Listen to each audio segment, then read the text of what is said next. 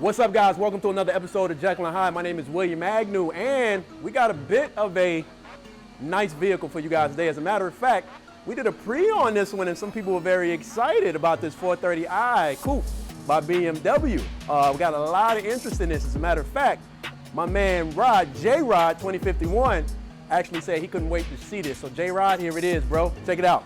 We got the 430i BMW coupe wrapped in what we call rose metallic, or metallic rose, excuse me, by Inozetek, and it came out beautiful. As a matter of fact, looks like a totally different vehicle.